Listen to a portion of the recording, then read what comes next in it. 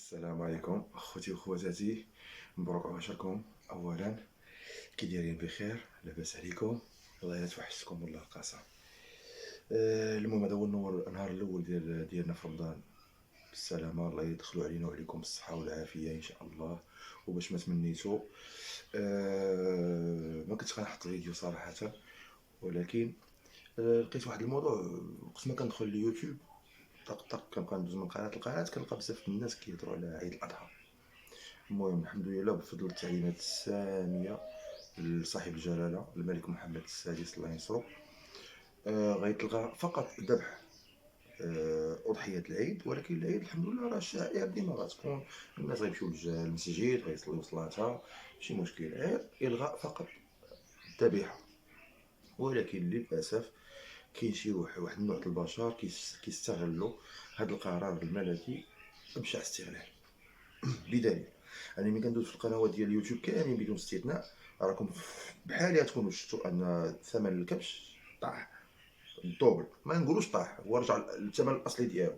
كتلقى حوالي تبارك الله زويون كتلقى ب 2300 درهم، 2200 درهم، 2500 تجيب لك شي حاجه زوينه. وانا كنعقل هادو في ايام ديالي ملي كان والديا باقيين عايشين، المهم في الماضي القريب ماشي الماضي البعيد، كنا كنجيبو الحولي بهذا الثمن. حولي مليح كتجيبو من بين 2000 حتى 2500 درهم. بغيت تجيب شي حاجه مطنطنه راس السوق كتجيبها ب 3000 درهم. دابا الناس كيقولك مصائب قوم عند قوم فوائد.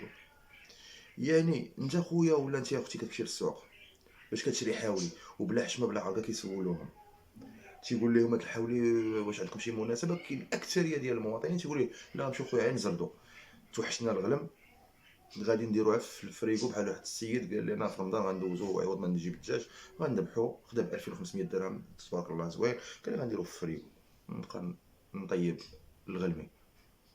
وشنو المغزى خويا من هاد الامر الملكي؟ دابا بحال كيتلعبوا بالقانون. الملك راه قال لكم ممنوع الذبيحه تكون، باش بحال واحد تكون واحد الراحه بيولوجيه للقطيع ديالنا باش يسترجع القوى ديالو، باش يتوفروا لنا الاغنام العام الجاي. او لا ربما حنا مع هذا القرار كيكون حتى عامين ثلاثه عامين ولا 3 سنين ماشي مشكل الا كانت فيها المصلحه العامه.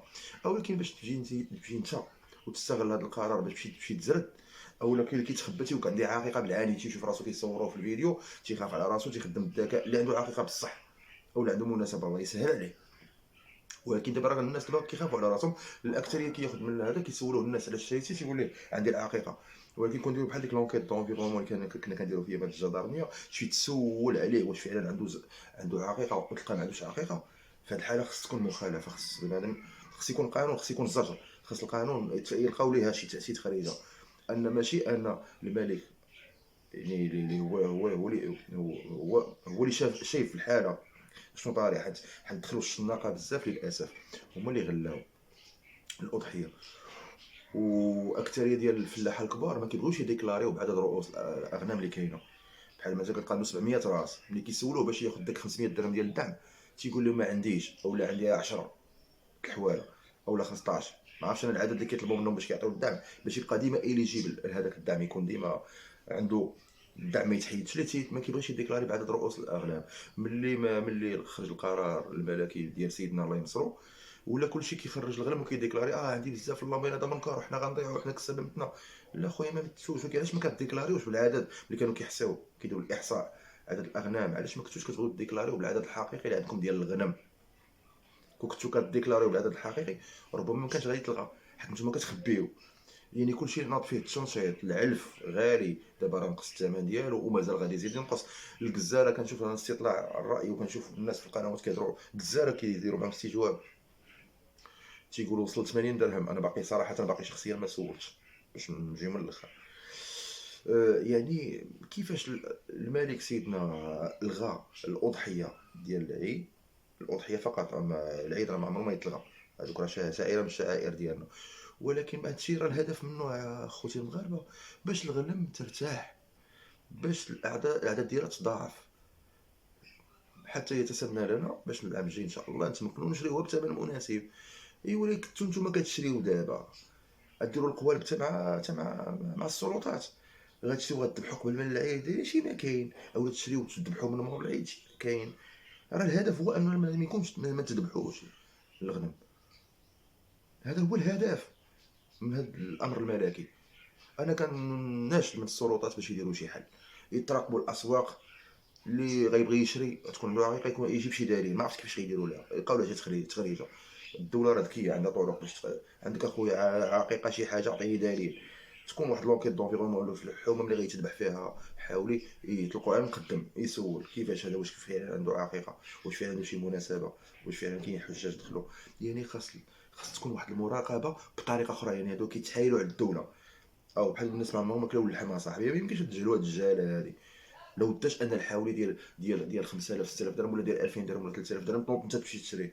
زعما انت مطور اكثر من الدوله واكثر من الملك؟ ما يمكنش اصاحبي. حوايج اصاحبي خص يكون فيهم التقنين. المهم هذا وجهه النظر ديالي المتواضعه. ما انا كساب، ما انا فلاح، ما كنفهمش في هذا الشيء. ولكن كيبان لي كاين الناس اللي كيديروا كيفوفيليو وكيدريبليو اصاحبي مع السلطات. هما ما غاديش ما تطلقوش بهذه الشراهه هذه. ودابا هو اصلا حتى بالنسبه لحنا فرحنا في هذا الامر الملكي. علاش؟ ان كاين الناس اللي ما كيعيدوش مساكن، وكاين الناس اللي ميسورين الحال كيشريو وكيعيدوا وكيذبحوا وكينوض التشنشيط. وهذاك المسكين اللي ما فحالوش، اللي فقير وليداتو تيقيشموا شويه. دابا الحمد لله اذا عمت هانت، حتى واحد ما يشري. ولكن انت باش تحايل على السلطات وغادي دير لي اخويا هاد الخروف، وباقي عمليه البيع والشراء باقا كاينه في السوق.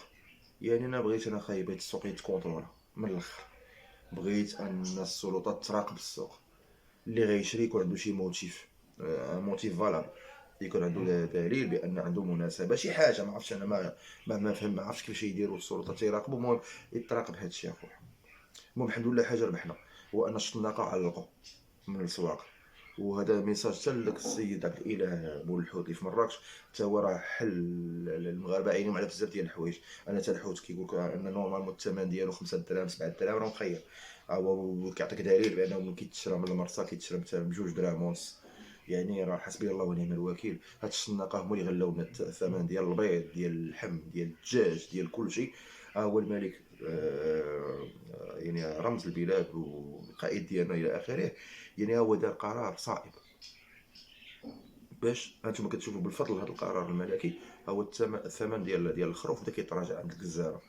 ايوا كنساعدوها صاحبي في هذا القرار. راه ماشي هو دار لكم قرار هنا وانتم تحايلوا على القرار ديالو من الجهه الاخرى، تدوروا ليه من الجهه الاخرى وتشريوه. علاش كديروا في السواق اصلا؟ علاش كتمشيو كتشريو؟ الا ما عندكش اخويا مناسبه تكمش مع راسك بحال الخوت صافي. سير راه عندك الزر. راه الى تبعنا هذه الاستراتيجيه ديال سيدنا، راه اكيد الغنم الثمن ديالها غينقص عندك الزر. تقدر اخويا تمشي عندك الزر وتقضى الكميه اللي غتاكل انت ووليداتك بثمن زوين. علاش اخويا غتزيد تساهم في انهيار السلاله صاحبي؟ فهمتني؟ راكم شفتوا حتى في القرار اللي كان جا ديال الدعم، فاش جابوا الحواله من رومانيا ومن اسبانيا، راه ناض الجشع وتدخلوا الشناقه مالين رؤوس الاموال الكبيره تدخلوا. والمغاربه ما استفدوش من داك الدعم ديال 500 درهم على كل راس، على كل حولي. يعني تباعوا بثمن غالي. ساعدوا عافاكم الملك في هذا القرار الصائب اللي دار.